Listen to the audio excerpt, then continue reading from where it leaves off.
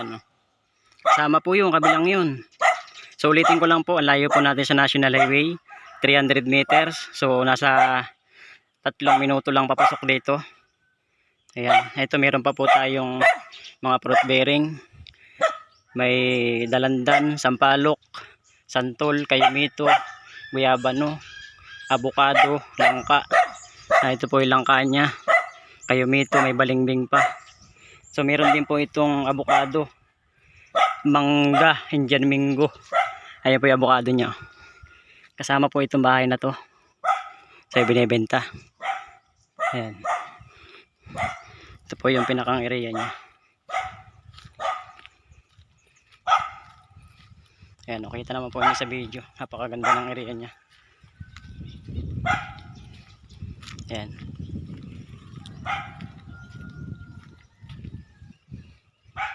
Ayan yung pinakang area niya. So binibenta na lang po ng seller. Ito po yung barangay road. Oh. So bali natuhog po tayo ng barangay road.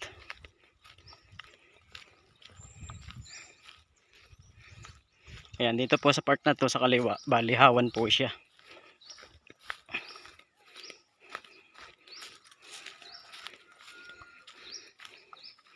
Ayan, oh.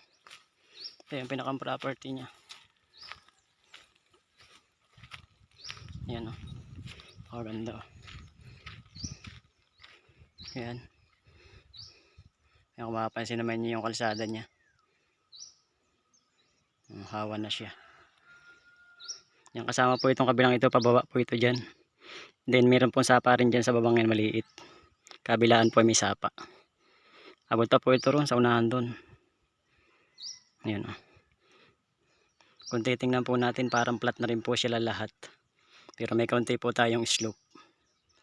Bali 70% po ito flat. 30% lang po yung slope. Ayan. Ito yung barangay road palabas ng National Highway. Ayan. Ayan po, may silisay tayo.